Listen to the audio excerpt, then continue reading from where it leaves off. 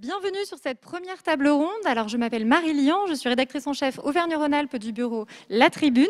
Très heureuse de vous retrouver aujourd'hui pour cette première édition du forum Transformons la France en direct du campus Région Numérique. Alors, une matinée qui s'inscrit dans une série d'événements Transformons la France que nous menons aux quatre coins de l'Hexagone. Quelques semaines après le plan d'investissement France 2030, France Relance également, nous allons interroger des chefs de file pour savoir comment l'économie régionale s'est comportée dans cette relance et quelles sont les opportunités qui se dégagent en Auvergne-Rhône-Alpes. Alors pour commencer, une question simple sur cette première table ronde, comment France Relance a irrigué finalement ce territoire Auvergne-Rhône-Alpes, comment elle a donné le coup d'envoi d'un mouvement de fond en matière de relocalisation et avec quels écueils qui demeurent et notamment quels sont les coûts de cette relocalisation. Alors pour en parler aujourd'hui, j'accueille à nos côtés Nicolas Bouzou. Bonjour, vous êtes économiste, essayiste et directeur du cabinet de conseil Asterès. Nous avons également Benoît Rochas, qui est le sous-préfet à la relance du Rhône. Également Jean-Luc Ronichère, président du MEDEF Auvergne-Rhône-Alpes. Juliane Dicker, à nos côtés, directeur général de Chamatex Group. Et nous avons également en live avec nous, en visioconférence, Cécilia Tégédor, directrice générale de l'agence Auvergne-Rhône-Alpes Entreprises. Alors bonjour à tous. Pour poser peut-être le décor en premier lieu, je m'adresse à Benoît Rochas. Nous avons le plan de relance qui a été donc engagé en France, 100 milliards d'euros à l'échelle nationale. En Auvergne-Rhône-Alpes, un an après, quel est finalement le premier bilan et notamment le premier bilan en matière de relocalisation ? Bonjour à tous. Alors le premier bilan, il est extrêmement positif dans notre région, puisque on peut dire sans se tromper, même si bien sûr les résultats peuvent être variables d'un appel à projet à l'autre. Il y a eu beaucoup d'appels à projet dans le cadre des 3 axes du plan de relance, que notre région fait partie des toutes premières bénéficiaires en France. Et pour un grand nombre d'appels à projets, je pense notamment les appels à projets au bénéfice des entreprises industrielles, la région Auvergne-Rhône-Alpes est la première région bénéficiaire. On a, je ne veux pas donner 50 chiffres, mais 400 projets qui ont été soutenus et qui sont portés par des entreprises industrielles au titre des différentes mesures de France Relance. Ça représente un impact qui est considérable pour la région Auvergne-Rhône-Alpes, puisque c'est au final 1,3 milliard d'euros d'investissements qui vont pouvoir être réalisés grâce à l'appui de France Relance. La relocalisation, c'est un thème large et du coup, ça irrigue aussi différentes industries, y compris chez nous. Ce n'était pas fléché en tant que tel, mais qu'est-ce que vous avez constaté sur le terrain ? C'est où qu'on relocalise le plus, dans quelle filière ? Alors, on a des filières d'excellence dans la région Auvergne-Rhône-Alpes. Elles sont bien connues. Je pense notamment à l'électronique ou à la santé, qui ont beaucoup bénéficié des différentes mesures de France Relance. Et puis, on a constaté, et notamment pour des investissements portés par des PME et par des ETI, que, notamment en 2020, un certain nombre de projets d'investissement qui étaient prévus, qui étaient ambitieux, pouvaient se retrouver remis en cause, voire abandonnés, du fait de l'évolution de la conjoncture, et les dispositions de France Relance sont arrivées au bon moment pour remettre sur les rails ces investissements et pour faire en sorte qu'ils soient réalisés. Et donc, il y a beaucoup d'entreprises, je pourrais citer par exemple l'entreprise Cirli à Brignais, qui produit des circuits imprimés. C'est d'ailleurs une entreprise qu'on a vraiment eu à cœur de soutenir au niveau des services de l'État, dans un domaine qui est extrêmement concurrentiel. C'est une entreprise qui est performante. Et l'aide qui a pu être apportée au travers de France Relance a permis la réalisation de cet investissement, et surtout va permettre à l'entreprise de relocaliser pour le coup en intégrant une partie de la sous-traitance qui était confiée jusque-là à des entreprises qui la réalisaient en dehors du territoire national. Donc on a là une illustration très concrète de l'action et du soutien apporté par les mesures de France Relance pour permettre la relocalisation, et notamment la relocalisation industrielle sur notre territoire national. Il faut rappeler que les entreprises devaient elles-mêmes candidater. Ça n'a pas été un frein finalement. Est-ce qu'Auvergne-Rhône-Alpes a tenu sa place un petit peu de premier PIB à l'échelle nationale après l'Île-de-France ? Non, ça n'a pas été un frein, et d'ailleurs on a vu qu'un certain nombre de mesures d'appel à projets ont obtenu un très grand succès sur le territoire de notre région, ce qui a justifié d'ailleurs un certain nombre d'annonces du Premier ministre pour réabonder des enveloppes qui avaient été entièrement consommées.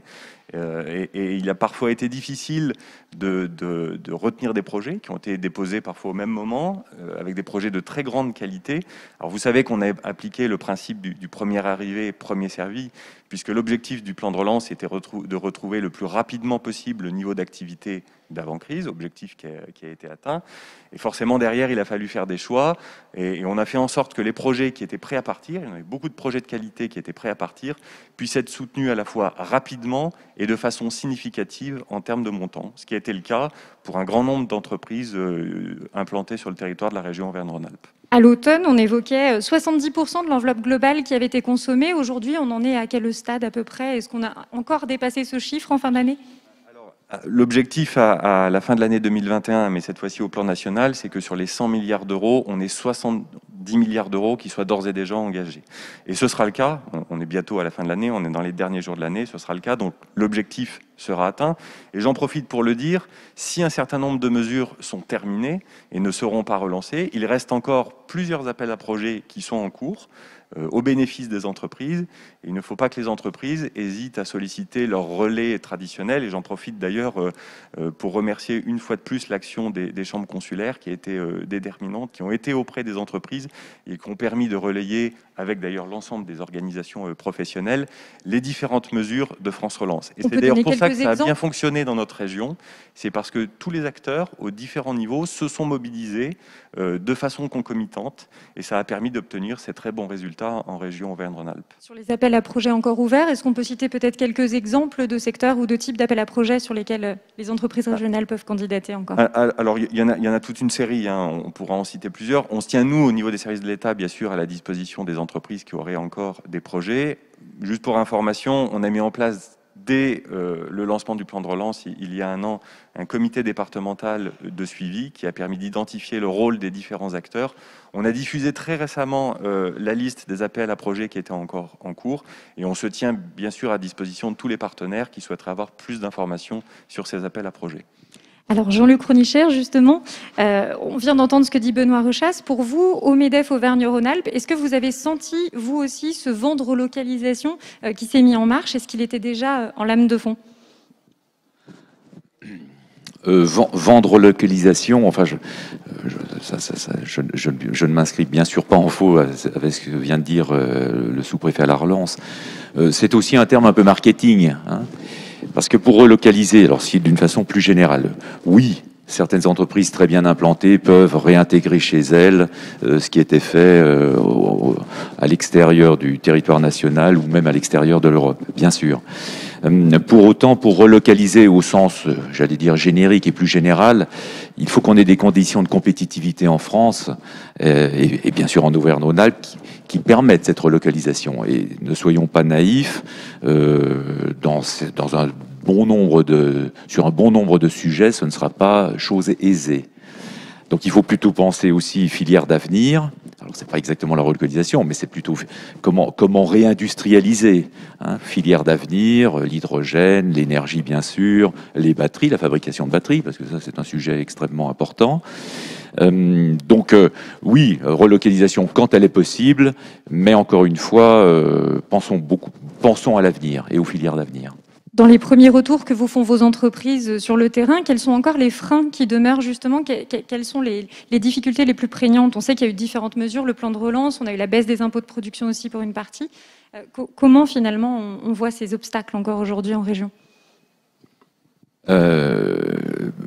Monsieur le sous-préfet vient de l'évoquer, dans le plan de relance de 100 milliards d'euros, il y avait à peu près 20 milliards d'euros de baisse sur 2 années d'impôts qui pèsent sur la production. On pense que c'est un impôt, enfin, dans bien des cas, des charges qui viennent obérer et dès avant le premier euro de chiffre d'affaires. Enfin, je ne parle pas de la contribution sur la valeur ajoutée des entreprises, mais lorsque l'on parle de taxes locales sur les enseignes, lorsque l'on parle de versement transport ou versement mobilité, etc., ce sont la CFE, bien sûr, la CVAE et la taxe foncière, ce sont des impôts qui pèsent lourd, hein, avec des écarts extrêmement importants d'ailleurs avec des pays voisins, et on pense notamment à l'Allemagne, et donc qui est un handicap de compétitivité, hein. Et ça, c'est, encore une fois, on veut réindustrialiser, et nous sommes tous, et le MEDEF évidemment pas plus que les autres, mais autant que les autres parties prenantes pour ce vaste programme. Mais encore une fois, il faut des conditions qui soient réunies. Nicolas Bouzou, justement, vous êtes un petit peu notre spécialiste de l'économie aujourd'hui.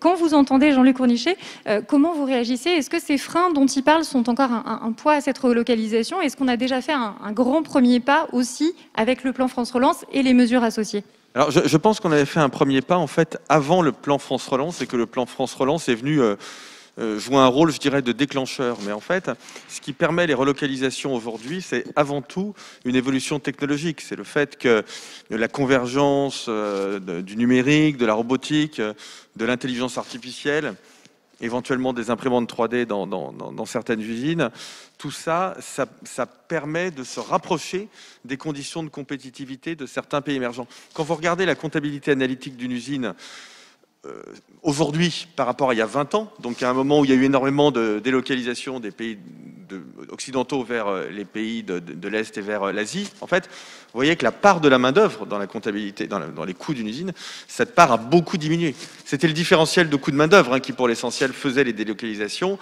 Aujourd'hui, l'amortissement des investissements a une part beaucoup plus importante. Donc, ce qui compte, c'est vraiment d'être capable, et les pouvoirs publics aident à ça. Et la région Rhône-Alpes, Auvergne-Rhône-Alpes, elle aide à ça, et le plan de relance aussi, d'ailleurs.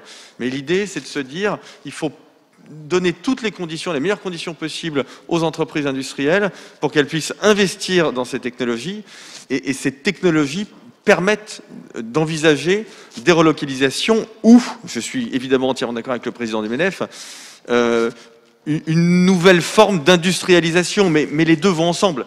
Parce qu'en fait, on parle de relocalisation, c'est un peu un abus de langage. C'est très rare quand même de ramener en France des usines qu'on a délocalisées au Vietnam il y a 15 ans. Ça peut peut-être se faire, mais ça peut pas être un cas général. Donc l'idée, c'est de se dire, il faut mettre en place des conditions qui permettent d'être compétitifs. Et aujourd'hui, on a vraiment une fenêtre de tir qui est sympa. C'est pour ça que je suis vraiment ravi de passer la matinée avec vous, parce que votre région, elle incarne ça. On a une fenêtre de tir qui est sympa, parce que premièrement, on a ces technologies à notre disposition. Deuxièmement, on a des super politiques publiques, qu'il s'agisse du plan France Relance ou qu'il s'agisse de ce qui est fait dans la région et dans d'autres régions. D'ailleurs, je ne le dis pas par flagornerie, parce que je viens du Grand Est, on fait à peu près le même type de politique publique et c'est très bien. Et la troisième chose, c'est aussi que les pays émergents ont quand même, en termes d'attractivité, mangé leur pain blanc. Quand on regarde attentivement les données sur l'attractivité des pays émergents, je mets la Chine de côté. Au fond, on pensait que tous les pays émergents, en termes d'attractivité et de compétitivité, allaient converger vers la Chine. Je ne sais pas si vous en souvenez, mais il y a 15 ans, on était persuadé que l'Inde, ou le Brésil, ou même des pays d'Afrique subsaharienne, allaient rattraper la Chine et allaient devenir aussi des terres de délocalisation. La vérité, c'est que ça ne s'est pas produit, et qu'à court terme, ça ne va pas se produire parce qu'il y a encore des gros problèmes de formation, de stabilité juridique, de réglementation dans ces pays. Donc vraiment, je pense qu'on a, là on a une fenêtre de tir, on a un coup à jouer en matière d'industrialisation et on commence à le jouer avec, c'est encore trop tôt, mais voilà, je suis quand même assez confiant.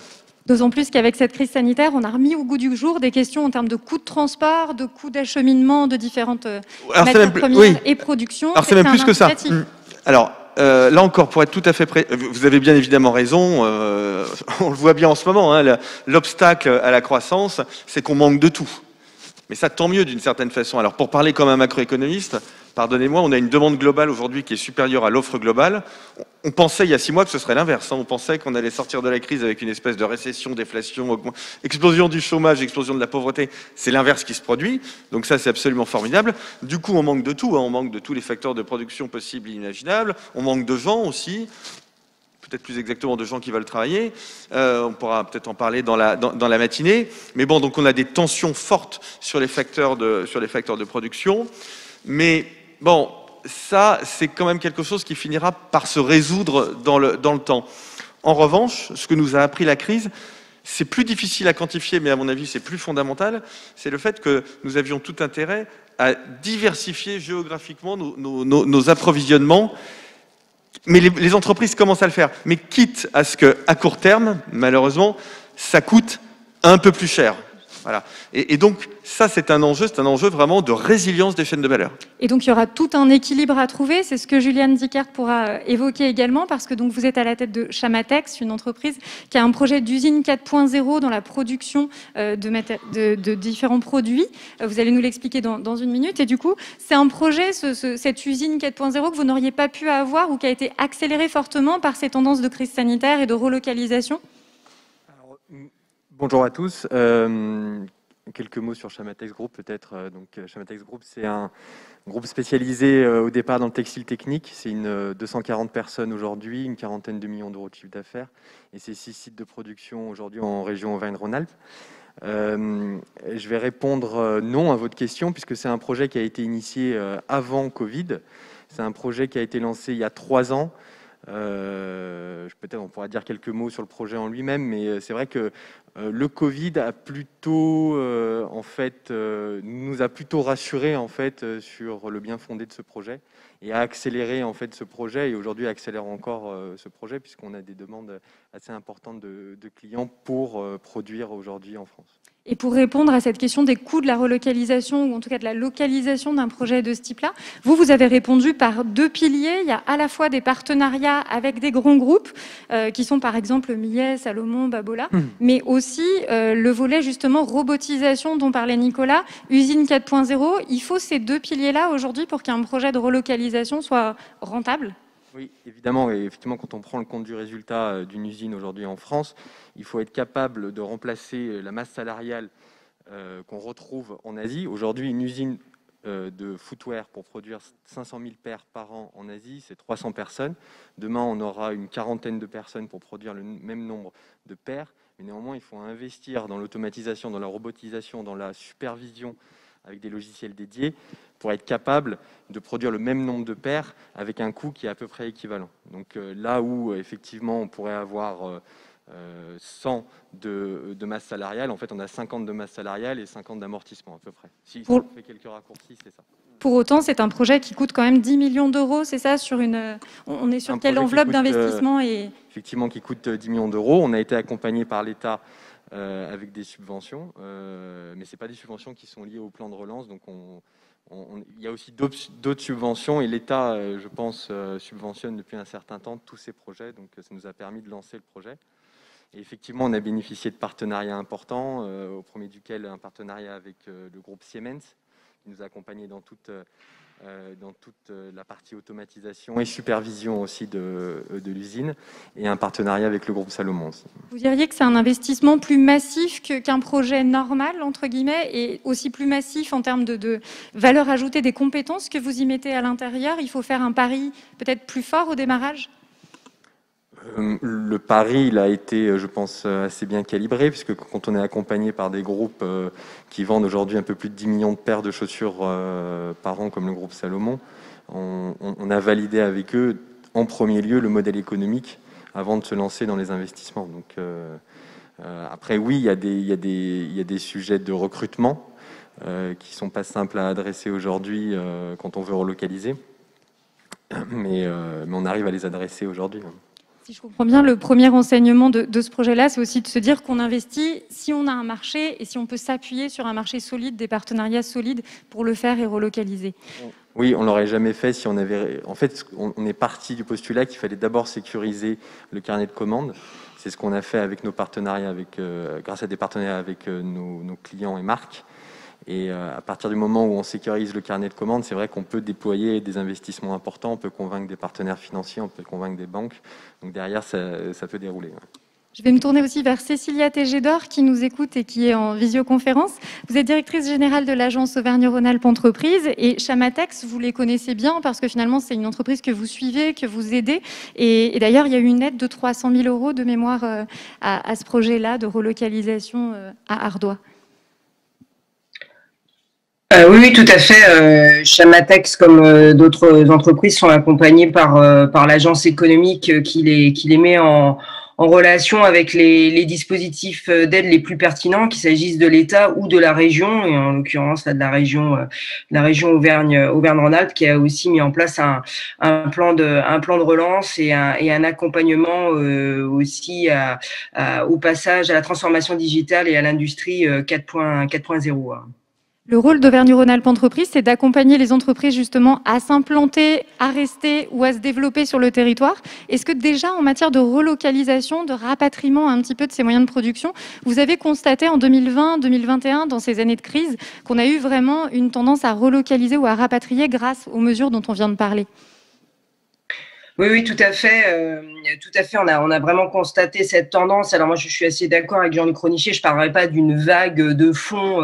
C'est un peu trop fort de dire ça, mais clairement, il y a eu une prise de conscience avec la crise sanitaire sur la dépendance aux pays asiatiques, sur l'approvisionnement local et toute une réflexion sur la chaîne de valeur. Et on le voit dans les dossiers qui ont été déposés. Nous, on a accompagné sur les 400 dossiers qui ont été retenus, on a accompagné 150 dossiers sur le plan de relance. On travaille aussi étroitement avec les services de l'État. Et dans ces dossiers, ce qu'on peut constater, c'est qu'il y a un certain nombre, il y a des filières, par exemple, comme la filière du luxe, qui fait beaucoup d'efforts pour rapatrier et recentrer les centres de production. J'ai en tête la société Thévenon, qui est dans le textile, l'ameublement du luxe, qui est en train de travailler à la création d'un centre pour rapatrier en fait de la production qui se fait aujourd'hui à l'étranger. Donc on a un certain nombre d'exemples là-dessus. Et comme le disait Jean-Luc Ronichier, il y a aussi on voit une réindustrialisation et une accélération sur la partie qu'on appelle industrie 4.0. Ça, c'est très très net avec de très très beaux projets là qui sortent grâce à ces accompagnements de l'État, mais aussi de la région sur l'industrie 4.0. La difficulté peut-être pour vous aujourd'hui, c'est qu'on a une région très diversifiée. On parle à la fois numérique, on parle textile, on parle luxe, on peut parler industrie au sens large, microélectronique, automobile, aéronautique.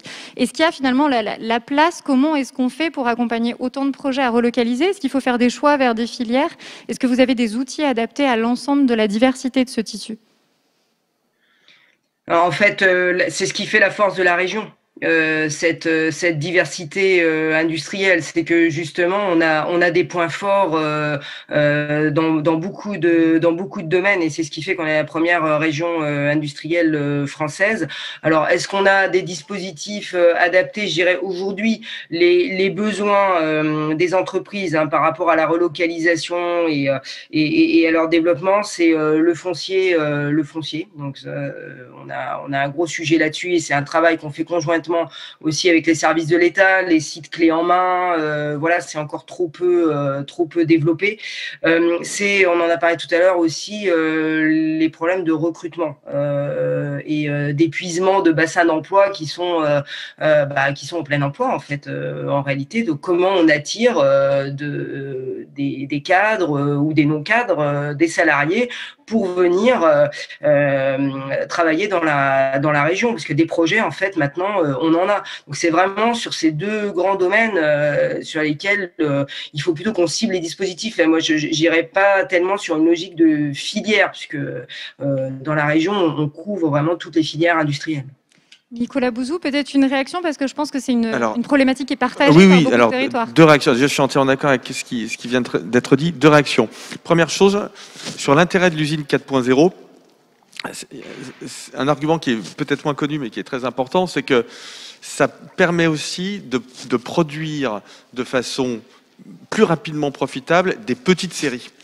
Et ça, c'est important parce que, et j'y pensais en vous écoutant, on est quand même dans des domaines, le marché français ou même le marché européen, mais c'est pas le marché chinois ni le marché américain, il est plus petit, avec une consommation qui est quand même assez volatile, et c'est intéressant d'être capable de produire des séries plus petites que des usines chinoises qui ne sont pas encore arrivées à ce niveau de technologie. Ça, c'est la première chose. Deuxième chose, sur la question de l'attractivité, et au fond, comment est-ce qu'on attire les gens dont on a besoin. Alors, c'est l'une des immenses problématiques du moment. C'est mondial, c'est ce que les anglo-saxons appellent le phénomène de la grande démission, de Great Resignation. Aux États-Unis, on a perdu 3% de la population active pendant la crise. Des gens qui se sont dit que leur vie, ça n'allait pas, qu'il fallait qu'ils fassent autre chose, que c'était trop dur, pas assez payé, pas assez bien vu, etc. Bon, en France, c'est peut-être pas 3% de la population active, mais ça représente quand même, à mon avis, plusieurs centaines de milliers de personnes. J'essaie de quantifier ça assez précisément. Et en fait, je crois qu'il faut vraiment que tout le monde se mette autour d'une table, c'est-à-dire la région, Pôle emploi, les entreprises, parce que c'est absolument multifactoriel. Alors, il est clair, je vous le dis comme je le pense, mais à la limite, c'est le sujet le plus facile, qu'on a une indemnisation chômage qui n'incite pas forcément toujours à travailler au long cours. Bon, ça, c'est une première chose. Mais ce serait... Donc, c'est vrai, hein, ça existe. Mais il n'y a pas que ça. Ce serait réducteur de dire qu'il n'y a que ça. Il y a aussi le fait que les gens, ils veulent travailler dans des endroits qui sont sympas, ils veulent tout. Aujourd'hui, ils veulent des belles villes dans lesquelles il y a de la sécurité. La question de la vidéosurveillance, aujourd'hui, ça fait partie... Moi, j'y réfléchis en tant qu'économiste. Ça fait partie de l'attractivité économique, parce que les gens qui viennent travailler dans la région, ils veulent que leurs enfants puissent rentrer à 23h, tranquillement, sans risquer de se faire agresser. Donc, il faut aussi regarder tout ça avec les villes, les métropoles, etc. Et puis, il y a aussi une question, et je suis désolé de le dire, mais c'est aussi mon rôle de tout mettre sur la table, il y a aussi une question de management de la part des entreprises. C'est-à-dire que si on veut attirer des gens brillants, il faut aussi être capable de leur proposer un management fait pour les gens brillants. Et les gens brillants, ils veulent de l'autonomie, ils veulent du sens, ils veulent toutes ces choses-là. Vous voyez, donc là, c'est un immense sujet, mais il faut vraiment se mettre tous autour de la table pour le régler de façon multiple, pour être efficace. Jean-Luc Ronicher, peut-être une réaction par rapport à ce que dit Nicolas Bouzou. Ce management, cette attraction des jeunes talents, est-ce qu'on y pense déjà en Auvergne-Rhône-Alpes? Comment on en discute au sein du MEDEF? Est-ce qu'il y a des pistes qui sont envisagées? Oui, on y pense aussi. Oui. Non, là, je souscris à tout ce que vient de dire Nicolas Bouzou, bien sûr. Sur un point, oui. Et je rebondis sur ce qu'a dit aussi Cécile Tégédor. Bon, la difficulté d'implanter aussi des industries. Tout le monde veut de l'industrie, tout le monde veut de l'énergie, tout le monde ne veut pas, mais enfin, nous, au MEDEF, on défend la filière nucléaire, donc tout le monde veut de l'énergie électrique, mais pas trop près de chez soi. Bon, alors la difficulté, elle est un petit peu à cet endroit-là, parce que, y compris dans, évidemment, gérer les sols, l'artificialisation des sols, implanter une usine, aujourd'hui, c'est un peu le parcours du combattant. S'agissant des compétences, je ne parle pas de la réforme de l'assurance chômage qui va dans le bon sens, hein, monsieur le sous-préfet, qui va dans le bon sens, on l'a attendue, elle aurait dû arriver au 1er avril 2020, mais il y a eu la crise, et puis des différentes vagues de Covid, bref, elle est là. Elle n'est, comme le dit Nicolas Bouzou, absolument pas suffisante. C'est une condition nécessaire et absolument pas suffisante, mais ça peut être quand même un élément qui incite un peu à la reprise de l'emploi. Concernant les compétences et donc les jeunes et un peu ce que vous évoquez ou ce qu'évoque Nicolas Bouzou en termes de management, oui, effectivement, on le sait depuis l'avant-crise. On a bien compris que les jeunes et peut-être les moins jeunes, hein, vous avez parlé des talents, des gens très talentueux, les jeunes et les moins jeunes attendent autre chose en termes de management. Donc pas le management traditionnel, mais vous savez, qui est sorti quand même de nos entreprises depuis un moment, enfin la plupart d'entre elles en tout cas, le management complètement verticalisé, et donc aujourd'hui, bien sûr, avec de l'autonomie, beaucoup d'autonomie, etc. Et des questions qui nous sont posées. Oui, quel est le sens de l'entreprise? Quelles sont ses préoccupations en matière de RSE, environnementale, sociétale? Des questions qui nous sont posées aujourd'hui. Bon, voilà, ça a un peu l'air du temps. C'est quoi le télétravail? Combien est-il inimaginable il y a encore quelques années, mais enfin, une des conditions de l'emploi, c'est est-ce qu'on peut télétravailler un jour ou deux, hein. Ça, le télétravail. Mais je voudrais quand même faire une réflexion, si vous me le permettez. Je ne sais pas si vous m'en donnez le temps. Bien sûr, le télétravail, mais parce qu'on parle d'industrie. Je pense qu'il y a quand même une réflexion qu'il faut qu'on ait bien tous en tête. Et ça avait été assez symptomatique l'année dernière, le lendemain du 16 mars, jour de l'allocution du président de la République. Confinez-vous, restez chez vous, protégez-vous, nous sommes en état de guerre, etc., etc., etc., etc. Il avait sans aucun doute raison. Sauf que ça concernait une catégorie de la société. Ceux qui pouvaient travailler ou rester chez eux ou travailler de chez eux. Ce n'est pas le cas de l'industrie. Ce qui n'est pas le cas dans l'industrie. Je ne reviens pas sur le bâtiment et les travaux publics, mais puisque vous parlez d'industrialisation et de réindustrialisation, c'est extrêmement important d'avoir quand même toujours en tête qu'il y a, oui, dans une usine, des gens qui sont dans l'usine et des gens qui sont dans les bureaux. Alors déjà qu'il y a une suspicion historique de savoir ce qu'on fait vraiment dans un bureau, qui sont des travaux non productifs dans un bureau. Et donc il y a une suspicion historique. Alors si en plus les gens des bureaux sont plus là et sont en télétravail, voilà, ça pose un problème sociologique à méditer. Juliane Ticker, je voulais aussi vous faire revenir sur cette attractivité. Vous vous êtes basé en Ardèche. Alors, il y a le cadre de vie qui peut être sympathique et en même temps, il faut attirer les gens jusque là-bas. Comment vous avez fait? Est-ce qu'il y a finalement des bonnes pistes à prendre aussi et des pistes de réflexion de votre côté? Alors, étonnamment, sur les cadres et les jeunes ingénieurs qu'on a recrutés, on n'a pas eu trop de difficultés. Et je pense qu'on a aussi bénéficié de l'effet Covid et de la volonté de certaines personnes de sortir des grandes villes. Par contre, on a beaucoup de difficultés à recruter sur des opérateurs. En fait, c'est là où on a le plus de mal à trouver les opérateurs qui soient formés ou qu'il faut former et qui souhaitent rester en plus. Donc ces difficultés-là qu'on rencontre particulièrement aujourd'hui. Et c'est vrai que je souscris totalement au discours sur le télétravail. Aujourd'hui, on ne peut pas se permettre de faire du télétravail puisqu'il faut qu'on se montre exemplaire vis-à-vis de tous nos collaborateurs qui travaillent dans les usines et qui ne peuvent pas télétravailler. Donc ce n'est pas un sujet pour nous dans l'industrie aujourd'hui. Peut-être juste avant de conclure avec Benoît Rochas, Cécilia Tégédor, ce mouvement un petit peu vers peut-être une meilleure qualité de vie dont on vient de parler, est-ce que ça a finalement bénéficié quand même à différents territoires d'Auvergne-Rhône-Alpes qui ne sont pas tous autour de Lyon? Est-ce que vous avez eu des demandes concrètement pour localiser des projets en dehors, voire de la main-d'œuvre qui était peut-être plus ouverte à aller vers d'autres régions? En tout cas, nous, ce qu'on voit, c'est qu'il y a des projets très emblématiques sur l'industrie 4.0 qui sont partout sur le territoire régional et pas uniquement autour de Lyon ou des grandes métropoles. Moi, j'ai passé là 2 jours dans le Cantal où il y a un projet notamment d'Europe Service qui investit 20 millions d'euros dans une usine qui va être extrêmement moderne. Ça va être une vraie vitrine de l'industrie 4.0. Donc là, ils sont en train de recruter pour ce projet. Il y a une société comme Bioz qui est dans le domaine du microbiote qui recrute énormément, qui est en train de s'agrandir. Et donc voilà, je dis pas que c'est forcément facile, mais ils trouvent des gens. Donc il y a bien un mouvement qui est en train de s'opérer. Et nous, pour justement vérifier ça, l'agence Eco, on va aller au salon de la mobilité là à Paris. Alors en espérant qu'il soit maintenu avec les conditions sanitaires, mais s'il est maintenu, il se passe début janvier, et c'est un salon qui s'adresse en fait à toutes les personnes qui souhaitent quitter Paris et trouver un emploi ailleurs.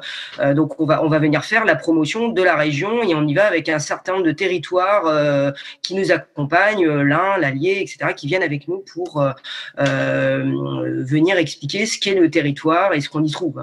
Et potentiellement un nombre de postes déjà ouverts qui cherchent aussi de la main-d'œuvre. On va faire cette mise en relation-là. C'est un peu notre travail de connecteur. Si vous voulez, on connecte un peu les flux entre l'offre et la demande. Pour conclure, on ne peut pas parler relocalisation, réindustrialisation sans évoquer l'avenir des friches industrielles aussi. Il y a la fin de vie, mais il y a aussi la reconversion derrière. Le plan France Relance, là-dessus, il a eu 2 volets assez importants, un deuxième qui vient d'être publié. Est-ce que vous pouvez nous dire, Benoît Rochas, en quelques mots, finalement, est-ce qu'on dispose d'outils là aussi pour aller vers une relocalisation plus forte, ou en tout cas, est-ce qu'il faut transformer ?